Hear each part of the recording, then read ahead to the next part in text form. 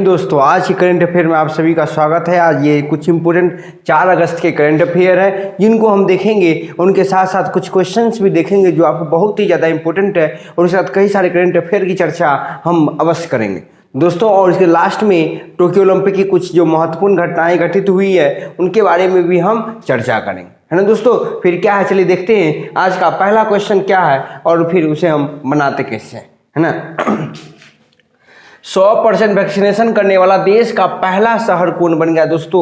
100% vaccination हो गई है यहाँ पर। ये पहला शहर कौन सा है दोस्तों? ये हो गया है भुवनेश्वर। कौन सा हो गया दोस्तों? भुवनेश्वर। और ये कहाँ है? उड़ीसा में। कहाँ है दोस्तों? उड़ीसा में। और यहाँ याद रखिएगा दोस्तों, सेकेंड डोज यानी दोनों डोज पड़ गई है। सेकेंड डोज यानी दोनों डोज पूरी तरह से वैक्सीनेशन हो गई है और टोटल 8 लाख लोगों को वैक्सीनेशन किया गया है दोस्तों। 8 लाख लोगों को वैक्सीनेट कर दिया गया है उड़ीसा के भुवनेश्वर में। ये पहला शहर बन गया दोस्तों। अगर आपसे पूछेगा कि पहला गांव, ये पहला शहर हो गया दोस्तों। अगर आपसे पूछेगा कि पहला गांव कौन है जो 100% वैक्सीनेशन हो गया, तो ये है दोस्तों वेयान गांव। वेयान गांव क्या हो गया है दोस्तों? 100% वैक्सीनेशन यहाँ भी हो गई है। गांव अगर पूछेगा तो वेयान गांव, और ये कहाँ है दोस्तों? जम्मू कश्मीर में है। वेयान गांव हो गया 100% वैक्सीनेशन वाला। और अगर शहर पूछेगा तो क्या हो जाएगा? भुवनेश्वर, यानी जो कहाँ है? उड़ीसा में। और यहाँ दोनों डोज पड़ गई है कितने लोगों को? 8 लाख लोगों को। अब दोस्तों कुछ और इंपोर्टेंट क्वेश्चन है जो उड़ीसा से ही रिलेटेड है, उनको भी देख लेते हैं दोस्तों। फर्स्ट फायर पार्क कहाँ स्थापित किया गया दोस्तों? उड़ीसा में। फर्स्ट फायर पार्क कहाँ स्थापित किया गया? उड़ीसा में। फर्स्ट स्मार्ट सिटी कहेगा दोस्तों, पहला स्मार्ट सिटी भारत का कौन सा शहर हो गया? तो वो है दोस्तों भुवनेश्वर। कौन है दोस्तों? भुवनेश्वर को ही पहला स्मार्ट सिटी का दर्जा मिल गया है। अगला question, 100% drink from tap. 100% drink from tap. Drink from tap का मतलब क्या होता है दोस्तों? ड्रिंक फ्रॉम टैप का मतलब हुआ नल खोलो पानी आ गई, उसी को कहते हैं ड्रिंक फ्रॉम टैप, यानी नल से पानी जो है वह 100% कहाँ हो गया है दोस्तों? वह हो गया है पुरी। कहाँ हो गया है? पुरी, यानी ये कहाँ है? उड़ीसा में। और याद कीजिए दोस्तों, पुरी में एक और है, क्या है? लिंगराज मंदिर। कौन है दोस्तों? लिंगराज मंदिर। ये कहाँ है? पुरी में ही है। तो दोस्तों 100% ड्रिंक फ्रॉम टैप अगर कहेगा तो पुरी हो गया है। यहाँ नल से 100% लोगों तक घर में क्या कर दिया गया है? जल को पहुंचा दिया गया है। 100% हर घर नल वाला राज्य कौन सा हो गया दोस्तों? 100% हर घर जल वाला राज्य, यानी हर घर में जल पहुंचा दिया गया 100%। राज्य पूछेगा दोस्तों तो ये हो गया है गोवा। कौन हो गया दोस्तों? गोवा। अगर आपसे पूछेगा 100% LPG कनेक्शन वाला राज्य कौन सा हो गया? ये हो गया है दोस्तों HP। कौन हो गया? हिमाचल प्रदेश। कौन हो गया दोस्तों? हिमाचल प्रदेश। कौन हो गया है? हिमाचल प्रदेश। 100% LPG 100% LPG वाला क्या हो गया है? राज्य बन गया है। कौन दोस्तों? हिमाचल प्रदेश। उसके बाद व्हीलर द्वीप, बहुत ही इंपॉर्टेंट क्वेश्चन है दोस्तों। व्हीलर द्वीप का नया नाम क्या है? व्हीलर द्वीप है कहाँ दोस्तों? उड़ीसा में ही है। कहाँ है दोस्तों? उड़ीसा में ही है व्हीलर द्वीप। इसका नया नाम क्या हो गया है? हमारे पूर्व राष्ट्रपति और वैज्ञानिक कौन थे? APJ अब्दुल कलाम के नाम पर इनका नाम क्या रख दिया गया दोस्तों? APJ अब्दुल कलाम द्वीप रख दिया गया। किनका नाम दोस्तों? व्हीलर द्वीप, जो कहाँ है? उड़ीसा में है दोस्तों। अब ध्यान दीजिएगा दोस्तों, सबसे इंपोर्टेंट क्या है? इंपोर्टेंट है, अगर आपसे गांव पूछेगा तो वेयान गांव हो गया। और अगर आपसे 100% शहर पूछेगा तो क्या हो जाएगा? आपको भुवनेश्वर हो जाएगा। उड़ीसा में है। सेकेंड डोज यानी 8 लाख लोगों को दोनों डोज मिल गई है। तो अगर आपसे पूछेगा भारत में वैक्सीनेशन की शुरुआत कब हुई थी? वैक्सीनेशन की जो शुरुआत हुई थी दोस्तों वह हुई थी 16 जनवरी को। और पहला व्यक्ति जिसको वैक्सीन मिला था वह कौन था दोस्तों? मनीष कुमार। मनीष कुमार को क्या मिला था? पहला वैक्सीन दिया गया था। और शुरुआत कब से हुई भारत वैक्सीनेशन की? 16 जनवरी को। दोस्तों इतना याद रखिएगा। और आपके इससे कोई भी क्वेश्चन आएंगे वो आपको नहीं छूटने वाला है दोस्तों, ये हमारा आपसे वादा। बस कर हिम्मत तो जुनून मिलेगी, और जुनून मिलेगी तो कामयाबी जरूर मिलेगी दोस्तों। तो इसलिए तैयार हो जाइए और देखिए फिर अगले क्वेश्चंस को देखते हैं। अगला जो करंट अफेयर है वह कितना इंपॉर्टेंट है। चलिए दोस्तों अगले क्वेश्चन की ओर बढ़ते हैं, देखते हैं अगला क्वेश्चन। अगला जो करंट अफेयर बहुत ही इंपॉर्टेंट है, बहुत ही ज़्यादा दोस्तों। कलम कॉपी उठा लीजिए। क्वेश्चन है 1 अगस्त 2021 को किन दो देशों के बीच हल्दी घाटी चिल्हाटी रेल मार्ग शुरू किया गया। दोस्तों ये ध्यान दीजिएगा, हल्दी घाटी चिल्हाटी ये जो रेल मार्ग है यह किन दो देशों के बीच शुरू किया गया। दोस्तों इसका जो उद्घाटन हुआ था वो हुआ था दिसंबर 2020 में, और कौन किए थे? शेख हसीना जुल्फों वाली, है ना, शेख हसीना और पीएम मोदी, हमारे देश के जो पीएम मोदी हैं और बांग्लादेश के जो प्रधानमंत्री हैं, उन दोनों ने मिलकर के इनका क्या क्या था, उद्घाटन किया था। कब? दिसंबर 2020 में। तो दोस्तों आप कंफ्यूजन क्लियर हो गया किसके बीच है? भारत और बांग्लादेश के बीच। कौन कौन? हल्दीबारी और चिल्हाटी रेल मार्ग। अब सबसे इंपॉर्टेंट दोस्तों, मिताली एक्सप्रेस और बंधन एक्सप्रेस यह किन दो देशों के बीच है? यह भी दोस्तों इंडिया और बांग्लादेश के बीच है। किसके बीच है दोस्तों? बांग्लादेश के बीच, इंडिया और बांग्लादेश के बीच। कौन कौन? मिताली एक्सप्रेस और बंधन एक्सप्रेस। अब दोस्तों 2020 गांधी शांति पुरस्कार किनको दिया गया? बहुत ही ज्यादा इंपॉर्टेंट है दोस्तों, शेख मुजीबुर रहमान को। किनको दिया गया? शेख मुजीबुर रहमान, इनको बंगबंधु के नाम से जाना जाता है दोस्तों, शेख मुजीबुर रहमान को दिया गया। इनका उपनाम क्या है? बंगबंधु के नाम से इन्हीं को जाना जाता है दोस्तों। उस 2020 का गांधी शांति पुरस्कार दिया गया। उसके बाद है बांग्लादेश सटे सीमा वाला राज्य कौन कौन है? ये अक्सर बच्चों को कन्फ्यूजन हो दोस्तों, आज के बाद कन्फ्यूजन नहीं होगा। इसका ट्रिक याद कर लीजिएगा, ममता बनर्जी, MAMTA बनर्जी। दोस्तों इससे आपको कन्फ्यूजन क्लियर हो जाएगी कि कौन कौन से सटे हुए राज्य हैं। M से हो गया दोस्तों मेघालय, क्या हो गया? मेघालय हो गया। A से क्या हो गया? असम हो गया दोस्तों। M से क्या हो गया? मिजोरम हो गया। T से क्या हो गया दोस्तों? त्रिपुरा हो गया, त्रिपुरा। और A से फिर क्या हो गया? असम हो गया। और बनर्जी से क्या हो जाएगा? WB यानी वेस्ट बंगाल। यानी दोस्तों अगर कहेगा बांग्लादेश से सटी सीमा वाला राज्य कौन कौन है? मेघालय, असम, मिजोरम, त्रिपुरा और WB यानी वेस्ट बंगाल। ये हमारे क्या हो गए? बांग्लादेश से सटे हुए राज्य हो गए। याद रखिएगा दोस्तों, इसमें जो असम है यह बांग्लादेश से 2 बार सीमा लगाता है। कितना बार सीमा लगाता है दोस्तों? 2 बार सीमा लगाता है असम। और त्रिपुरा जो है वह तीनों तरफ से घिरा हुआ है, बांग्लादेश से तीनों तरफ से घिरा हुआ कौन है दोस्तों? त्रिपुरा है। और असम जो है वह बांग्लादेश से 2 बार सीमा लगाता है। और भारत की जो सबसे लंबी सीमा है, भारत की जो सबसे लंबी सीमा जो लगती है वह किससे लगती है दोस्तों? वह बांग्लादेश से ही लगती है। सबसे लंबी सीमा भारत की जो लगती है वह किससे लगती है? बांग्लादेश से। याद रखिएगा दोस्तों, बहुत इंपॉर्टेंट क्वेश्चन है।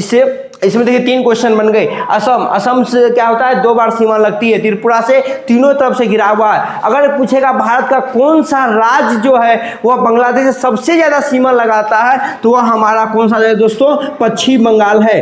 कौन है? पश्चिम बंगाल जो है वह क्या है? बांग्लादेश से सबसे ज्यादा दूरी तक क्या करती है? सीमा लगाती है। कौन? हमारा पश्चिम बंगाल। तो दोस्तों अब याद हो जाएगा, ममता बनर्जी से याद रखिएगा, M से मेघालय, A से असम, M से मिजोरम, T से त्रिपुरा, फिर A से असम। और बनर्जी का मतलब क्या हो गया? वेस्ट बंगाल। बहुत ही इंपॉर्टेंट है दोस्तों ये क्वेश्चन, ये अक्सर एग्जाम में आते हैं, खास करके ये मिताली एक्सप्रेस और बंधन एक्सप्रेस, ये जरूर याद कर लीजिए। किसके बीच है? भारत और बांग्लादेश के बीच। सबसे लंबी सीमा भारत की जो लगती है वो किससे लगती है? बांग्लादेश से। कितना लगती है दोस्तों? 4096 किलोमीटर लगती है भारत की सीमा। किससे? बांग्लादेश से। तो दोस्तों कल हमने एक करंट अफेयर बताया था, और आज से आपका ये क्वेश्चन है कि ओलंपिक क्या है दोस्तों? ओलंपिक रॉयल पुरस्कार किनको मिला है ना दोस्तों? ओलंपिक रॉयल पुरस्कार, ये आपका क्वेश्चन है, हमें कमेंट पे जरूर बताइएगा कि ओलंपिक रॉयल पुरस्कार किनको मिला है। दोस्तों हम कल इंतजार करेंगे इस कमेंट का कि कौन कौन बताते हैं ओलंपिक रॉयल पुरस्कार किनको मिला है। चलिए दोस्तों अगले क्वेश्चन की बढ़ते हैं। ये क्वेश्चन बहुत ही ज़्यादा इंपॉर्टेंट है, लगभग हर एग्जाम में पूछता है दोस्तों, हर साल लगभग ये करंट अफेयर आती ही है। भारत के 8 को इंडस्ट्री के सूचकांक निम्नलिखित में से कौन से क्षेत्र का आवारान सबसे अधिक है? मतलब भारत के जो 8 कोर इंडस्ट्री क्षेत्र है कौन कौन से हैं? 8 कोर पहले बहुत देख लेते हैं दोस्तों। 8 कोर जो इंडस्ट्री क्षेत्र है वह कौन कौन है? तो ध्यान रखिएगा दोस्तों, पहला नंबर में आता है रिफाइनरी, दूसरा नंबर में आता है दोस्तों बिजली, तीसरा में आता है स्टील, और चौथा में आता है दोस्तों कोयला। चौथा में क्या आता है? कोयला। और 5वां में दोस्तों कच्चा तेल। पांचवा में कच्चा तेल, छठा में प्राकृतिक गैस नेचुरल गैस, प्राकृतिक गैस आता है दोस्तों छठा में। सातवां में आता है सीमेंट, सीमेंट जो हम यूज करते हैं दोस्तों घर बनाने में। और सबसे लास्ट में आता है उर्वरक। यानी हमारे जो 8 कोर हैं, यही 8 कोर हैं दोस्तों जो हमारे इंडस्ट्री जो होते हैं, 8 कोर इंडस्ट्री में जो गिनती होती है इन्हीं की होती है। कौन कौन? रिफाइनरी, बिजली, स्टील, कोयला, कच्चा तेल, प्राकृतिक गैस, सीमेंट और उर्वरक। अगर दोस्तों आपसे पूछा गया है कि सबसे ज्यादा किसका होता है, तो सबसे ज्यादा होता है रिफाइनरी का, उसके बाद बिजली का, उसके बाद स्टील का, उसके बाद कोयला का, कच्चा तेल का, प्राकृतिक गैस का, सीमेंट का और सबसे लास्ट में कौन होता है? उर्वरक होता है दोस्तों। इसका सबसे कम भारांश है दोस्तों, तो इसका आंसर क्या हो जाएगा? रिफाइनरी उत्पाद हो जाएगा। दोस्तों इसका जो सूचकांक तैयार करता है वह कौन करता है? औद्योगिक, ये भी क्वेश्चन पूछा है दोस्तों, औद्योगिक उत्पाद सूचकांक कौन तैयार करता है? औद्योगिक उत्पाद सूचकांक। और पहले की तुलना में दोस्तों भारत का जो है वह 8.9% क्या हुई है? वृद्धि हुई है। अगर आधार वर्ष पूछे कि किस आधार वर्ष पे लिया गया, तो यह लिया गया है दोस्तों 2011 और 12। इसके आधार पर भारत में जो वृद्धि हुई है किसकी? 8 को इंडस्ट्री की, वह कितनी हुई? 8.9%। लेकिन सबसे ज्यादा अगर भारांश किसका है पूछेगा तो दोस्तों रिफाइनरी का। अगर मान लीजिए रिफाइनरी ऑप्शन नहीं है, अगर बिजली है तो हम बिजली मारेंगे, अगर स्टील है तो स्टील मारेंगे। दोस्तों ये याद कर लीजिएगा, 8 सीरीज वाली, रिफाइनरी, बिजली, स्टील, कोयला, कच्चा तेल, प्राकृतिक गैस, सीमेंट और उर्वरक, ये 8 याद कर लीजिएगा दोस्तों। अब हम दोस्तों भारत के जो कुछ स्टील प्लांट है, महत्वपूर्ण स्टील प्लांट, उसके बारे में चर्चा कर लेते हैं। सबसे पहले आता है बोकारो। बोकारो ये कहाँ है दोस्तों? झारखंड में। और किसकी सहायता से तैयार किया गया था? रूस की सहायता से। राउरकेला ये कहाँ है दोस्तों? उड़ीसा में है, उड़ीसा में है। और यह किसकी सहायता से? ये जर्मनी की सहायता से तैयार किया गया था दोस्तों। किसकी सहायता से? जर्मनी की सहायता से। तो आता है भिलाई। भिलाई कहाँ? भिलाई है छत्तीसगढ़ में दोस्तों, छत्तीसगढ़ में। ये किसकी सहायता से? रूस की सहायता से तैयार की गई थी दोस्तों। अब उसके बाद आता है दुर्गापुर। दुर्गापुर कहाँ है दोस्तों? वेस्ट बंगाल। और ये किसकी सहायता से? इंग्लैंड, इंग्लैंड ने इसे तैयार किया था दोस्तों। तो याद रखिएगा बोकारो झारखंड में है, ये रूस की सहायता से। राउरकेला उड़ीसा में है, जर्मनी की सहायता से। भिलाई छत्तीसगढ़ में है, रूस की सहायता से। और दुर्गापुर वेस्ट बंगाल में है, और ये किसकी सहायता से? इंग्लैंड की सहायता से तैयार की गया था दोस्तों। ये बहुत ही ज्यादा इंपॉर्टेंट क्वेश्चन है, और सबसे ज्यादा इंपॉर्टेंट क्वेश्चन तो यही है दोस्तों, 8 कोर इंडस्ट्री कौन कौन है। और ये एग्जाम में पूछता है निम्नलिखित में से कौन सा 8 कोर इंडस्ट्री में शामिल नहीं है। तो दोस्तों ये 8वां है, इसके अलावा जो भी ऑप्शन आएगा वह नहीं है। दोस्तों अगर आपको यह क्लियर हो गया तो अगले करंट अफेयर की देखते हैं कि अगला क्वेश्चन बहुत ही ज्यादा इंपॉर्टेंट है। दोस्तों अगले क्वेश्चन की ओर बढ़ते हैं। अगला क्वेश्चन क्या है? हाल ही में किस राज्य के वन एवं पर्यावरण विभाग ने तेंदुए की डीएनए प्रोफाइलिंग करने का निर्णय किया? दोस्तों सबसे पहले इंपॉर्टेंट समझ लेते हैं डीएनए प्रोफाइलिंग क्या है। डीएनए प्रोफाइलिंग का मतलब होता है डीएनए अनुवांशिक की जांच करना, अनुवांशिक की जांच करना। डीएनए अनुवांशिक के आधार पर ही किसी जो जनरेशन होती है, जनरेशन में जो अंतर होता है वह डीएनए अनुवांशिक ही पता करता है दोस्तों। अब ध्यान दीजिएगा, इसका करने का उद्देश्य क्या है? उद्देश्य क्या है सरकार का कि क्यों ये तेंदुए पर डीएनए प्रोफाइलिंग करना चाहते हैं? इसका उद्देश्य दोस्तों अवैध जो तस्करी हो रही है, अवैध तस्करी जो हो रही है उसको रोकना, और तेंदुए की जो हत्या की जाती है व्यापार के यानी तस्करी के माध्यम से, तस्करी के लिए उसको रोकने का काम करने के लिए ओडिशा सरकार ने, कौन सी सरकार दोस्तों? ओडिशा सरकार ने डीएनए प्रोफाइलिंग करने का निर्णय लिया है। अब ध्यान दीजिए दोस्तों, यहाँ इंपॉर्टेंट क्वेश्चन ये है कि डीएनए प्रोफाइलिंग होती कैसे है, प्रोफाइलिंग होती कैसे है। डीएनए प्रोफाइलिंग की बात करें तो डीएनए की पहचान जो होती है, डीएनए किस में पाया जाता है? अगर जड़ सहित त्वचा है, जड़ सहित जड़ सहित बाल अगर आप है तो उसमें भी डीएनए पाया जाता है। दूसरा आपका त्वचा में भी डीएनए पाया जाता है। तीसरा आपका रक्त में भी, और चौथा आपका लार, यानी ये 4 चीजों में डीएनए क्या होती है? पाई जाती है। किसमें? अगर आप जड़ सहित बाल उखाड़ लेते हैं तो उसमें भी डीएनए होता है। हमारी जो त्वचा होती है इस त्वचा में भी होती है, रक्त में भी होता है और लार में होता है। ये चारों में डीएनए प्रोफाइलिंग होती है। इसी के आधार पर डीएनए जांच भी होता है। इस चारों चीजों में किसी का सैंपल लेकर के डीएनए जांच की जाती है।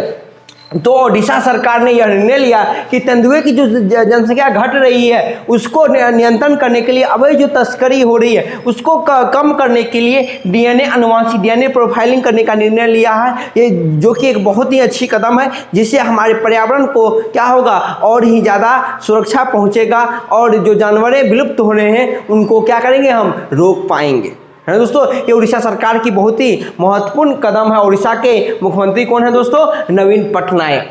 तो चलिए दोस्तों अगले क्वेश्चन की ओर बढ़ते हैं। अगला क्वेश्चन है 1 अगस्त 2021 को किसने लेखा महानियंत्रक CGA के रूप में पदभार ग्रहण किया। दोस्तों इसमें बहुत सारे कन्फ्यूजन होते हैं, इसमें बहुत सारे बच्चे क्या करेंगे, 1 नंबर ऑप्शन मार करके निकल जाएंगे। दोस्तों जब वो घर पे आएंगे तो बाप रे तो गलती होगी हमसे, क्यों, क्योंकि दोस्तों 2 चीज होती है, एक होती है कैग, लेकिन यहाँ दोस्तों क्या दिया हुआ है, CGA लेखा महानियंत्रक। तो CGA का मतलब क्या होता है दोस्तों, कंट्रोलर जनरल अकाउंट होता है दोस्तों, कंट्रोलर जनरल अकाउंट होता है CGA, है ना दोस्तों। कैग नहीं है, कैग अलग होती है। कैग के जो अध्यक्ष हैं यानी जो पदभार महानियंत्रक लेखक है वह गिरीश चंद्र मुर्मू है दोस्तों। कौन है, गिरीश चंद्र मुर्मू। लेकिन हमने पूछा यहाँ CGA के रूप में किसने पदभार ग्रहण किया है, तो दोस्तों इसका आंसर हो जाएगा क्या, दीपक दास जो है वो नए CGA बने हैं दोस्तों। CGA और CAG में क्या अंतर है, दोनों ध्यान रखिएगा दोस्तों। CGA इसको कहा जाता है खाता रक्षक, क्या कहा जाता है दोस्तों, खाता रक्षक। और इस CAG का काम क्या है, ये क्या करता है, अकाउंट को ऑडिटिंग करता है, अकाउंट को ऑडिटिंग करता है दोस्तों। जबकि इनका काम है अकाउंट ऑडिट नहीं करना, इसका काम है खाता का रक्षा करना, खाता की देख रेख करना दोस्तों। अब ध्यान दीजिएगा, CAG जो है वो हमारे जो संविधान है अनुच्छेद 142 से 151 के बीच पाया जाता है दोस्तों। यानी इसमें चर्चा है, 142 से 151 अनुच्छेद में चर्चा है। और अगर भाग पूछेगा तो दोस्तों भाग 5 में इसकी चर्चा है, किसकी, CAG की। जो हमारे संविधान में जो है अनुच्छेद की पूछेगा तो क्या होगा, 142 से 151, भाग पूछेगा तो 5। जबकि CGA अलग होता है दोस्तों और CAG अलग होता है, इसलिए याद रखेगा। CGA जो बने हैं, नए जो CGA बने हैं वो बने हैं दीपक दास। कौन बने हैं दोस्तों, दीपक दास। और अगर पूछेगा कैग कौन है, अभी गिरीश चंद्र मुर्मू है कैग के अध्यक्ष, है ना दोस्तों। तो आपको अब कंफ्यूजन क्लियर हो गई होगी दोस्तों। देखिए कितना इंपॉर्टेंट क्वेश्चन है ना। अगले क्वेश्चन की ओर बढ़ते हैं फिर। चलिए दोस्तों अगला क्वेश्चन क्या है, ई-रूपी प्लेटफॉर्म किसने विकसित किया। दोस्तों ये PM मोदी के द्वारा, ई-रूपी जो है ये PM मोदी के द्वारा 2 अगस्त 2021 को लॉन्च किया गया। इसकी खास बात क्या है ई-रूपी की, इसमें ना तो एंड्रॉयड फोन चाहिए ना ही कोई कार्ड की आवश्यकता है, सिर्फ आपको इसमें क्या चाहिए, एक कोई भी फोन चाहिए और मैसेज या QR कोड के माध्यम से आपका क्या हो जाएगा, वाउचर का भुगतान हो जाएगा दोस्तों। इसमें सबसे खास बात है दोस्तों, ना तो एंड्रॉयड चाहिए ना ही कोई कार्ड की आवश्यकता है, सिर्फ आपके मैसेज और QR कोड के माध्यम से आपको क्या हो जाएगा, वाउचर का भुगतान हो जाएगा दोस्तों। इसको क्यों विकसित किया गया, इसको इसलिए विकसित किया गया ताकि सरकार जो भी चीज़ लॉन्च करती है वो डायरेक्ट जो लाभार्थी है उस लाभार्थी के खाते में जा सके, उसके वाउचर का भुगतान डायरेक्ट हो सके दोस्तों। बीच में जो दलाल होती है उस दलाल को खत्म करने के लिए ई-रूपी को लॉन्च किया गया दोस्तों। इसको किया किसने, बनाया किसने, तो बनाया दोस्तों NPCI ने, national payment corporation of India. इसी ने इसको क्या क्या तैयार किया, इसी ने दोस्तों भीम UPI को भी इन्होंने ही तैयार किया था। और रुपए कार्ड जो होता है, रुपए को भी इसने ही क्या क्या था, बनाया था, किसने, national payment corporation of India, इसी ने तैयार किया था। भीम और रुपए दोनों को ये क्वेश्चन अक्सर पूछते हैं दोस्तों।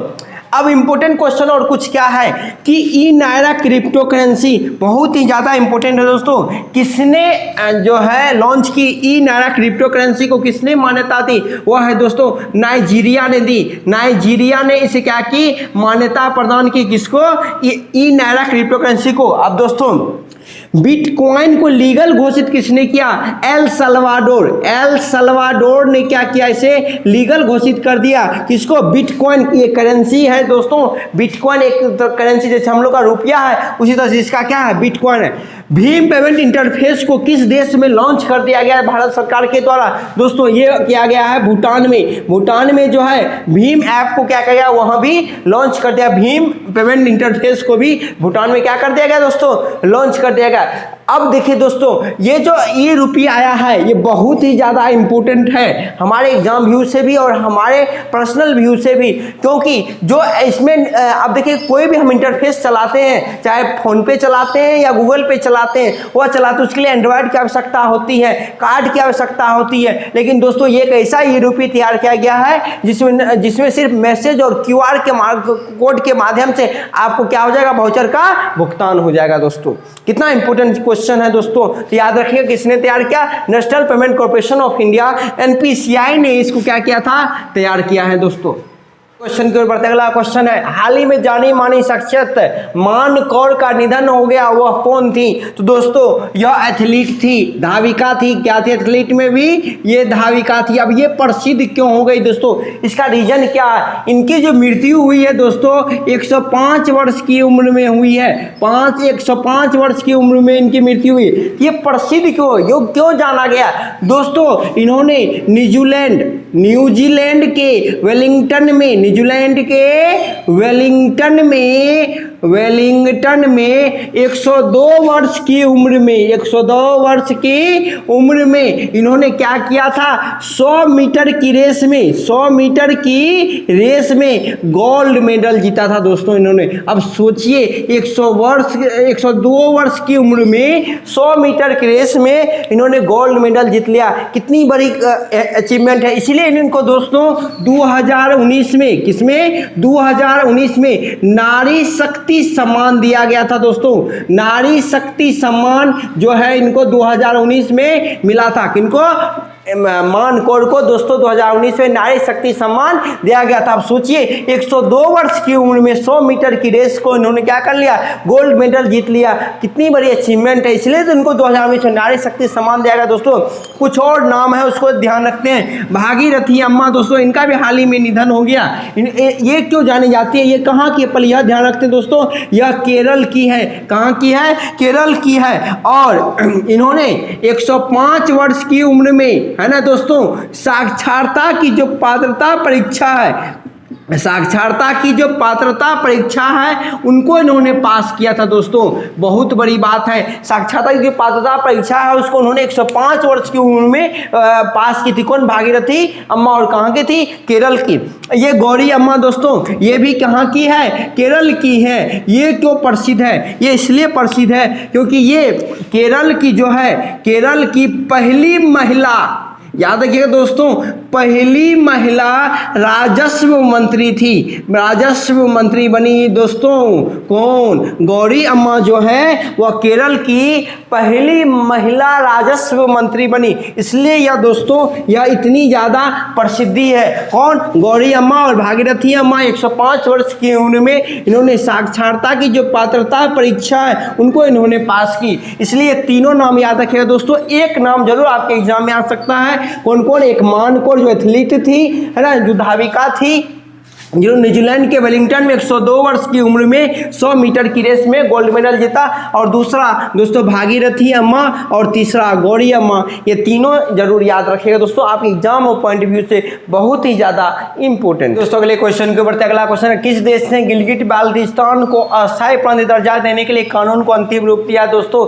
ये हमारे पड़ोसी जो नल्ला है दोस्तों उसने ही किया है। जो हमारे ये जो नल्ला है पाकिस्तान, इन्होंने ही क्या किया है कि गिलगिट बाल्टिस्तान जो क्षेत्र है इनको इन्होंने अपना 5वां प्रांत बनाने की घोषणा की है और 26वां संविधान संशोधन किया है। कि मां दोस्तों 26वां संविधान संशोधन करके इन्होंने इनको प्रांत बनाने की जो घोषणा है वह कर दी है दोस्तों।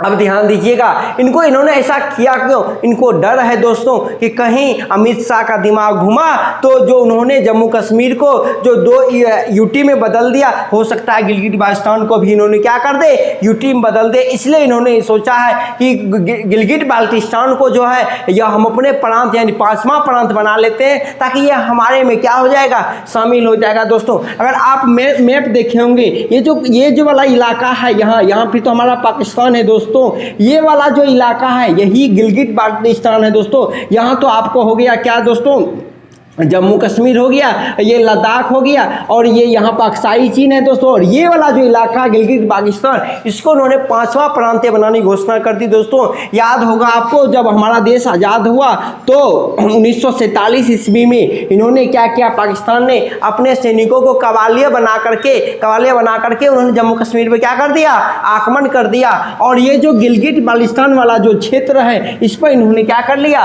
कब्जा कर लिया। और जब भारत ने इसे फिर छीनना चाहा तो भारतीय सरकार से एक भूल यह हो गई कि उन्होंने इस मामला को यूएन में उठा दिया और यूएन वालों ने कहा कि जो जहां है वहीं पर सीज फायर क्या करे, खत्म करे और जो जिस क्षेत्र में है वो अपना अधिकार कर ले। तो इस तरह से पाकिस्तान ने क्या किया दोस्तों, इस गिलगित बाल्टिस्तान जो भारत का वास्तविक क्षेत्र है इस पर इन्होंने अपना कब्जा जमा लिया और बोला ये हमारा क्षेत्र है दोस्तों। भारत की सबसे बड़ी भूल थी, इसे यूएन नहीं जाना चाहिए था दोस्तों। वहां जाने का मतलब हुआ वह संघर्ष विराम की घोषणा कर दी और बोला जो जहां है वहीं रह जाइए। तो भारत की सबसे बड़ी गलती थी दोस्तों यहाँ पर। अब इस पाकिस्तान नल्ला को यह बात समझ में नहीं आई कि दोस्तों अगर जिस दिन भारत ने हुंकार भर दी ना, जिस दिन अमित शाह का दिमाग घूम गया ना, तो ये पाकिस्तान को भी यूटी घोषित कर दिए जाएंगे। इनको यह बात नहीं पता है दोस्तों कि इन्होंने गिलगित बाल्टिस्तान को क्या अपने प्रांत में शामिल कर लेने से गिलगित बाल्टिस्तान इसका नहीं हो जाएगा, यह भारत का था, भारत का ही रहेगा दोस्तों। चाहे पाकिस्तान नल्ला कुछ भी कर ले, चाहे कुछ भी उखाड़ ले, उससे कुछ नहीं होने वाला दोस्तों। और उनके जो पीएम है वो तो मतलब देखते कहीं और है और सुनते कहीं और है दोस्तों। यह इम्पोर्टेंट क्यों, ऐसा ही पाकिस्तान ने किया क्यों, इसका मकसद था चाइना का जो मकसद है ना उसको पूरा करने के लिए दोस्तों चाइना की कहने पर इन्होंने ऐसा किया। क्यों, क्योंकि चाइना जो सीपीईसी जो कॉरिडोर बना रहा है दोस्तों उसके लिए गिलगित बाल्टिस्तान बहुत ही महत्वपूर्ण क्षेत्र है। क्यों, क्योंकि इसी गिलगित बाल्टिस्तान से होते हुए ग्वादर बंदरगाह, पाकिस्तान का जो ग्वादर बंदरगाह है वहाँ तक इसका सीपीईसी कॉरिडोर गया हुआ है दोस्तों। अगर भारत ने इस पर कब्जा कर लिया तो सीपीईसी कॉरिडोर जो है चाइना का वह क्या हो जाएगा, पूरी तरह से बाधित हो जाएगा। इसलिए दोस्तों चीन के कहने पर पाकिस्तान ने इसे अपना प्रांत घोषित कर दिया है दोस्तों। इसके घोषित करने से कुछ नहीं होगा, वो हमारा था, हमारा ही रहेगा, चाहे कितना भी तुम जोर लगा लो, हम जो मेरा है वो मेरा ही रहेगा। कुछ दिन बाद ऐसा होगा दोस्तों, अक्साई चीन जो चीन के अधिकार में वो भी हम छीन लेंगे दोस्तों, है ना। तो इसलिए पाकिस्तान के ये सब करने से वो नल्ला था, नल्ला ही रहेगा, उसके कहने से कुछ नहीं होगा दोस्तों। आज के लिए इतना ही दोस्तों, कल फिर मिलेंगे नए करंट अफेयर के साथ। और आपके जो मैथमेटिक्स की जो सीरीज़ थी CISI बहुत जल्द नहीं, आज शाम में कल शाम में अपलोड कर दी जाएगी दोस्तों। बहुत ही इंपॉर्टेंट है, बिना फार्मूला का वो हम पढ़ा रहे हैं तो दोस्तों एक बार ज़रूर देखिएगा। तो आज के लिए इतना ही।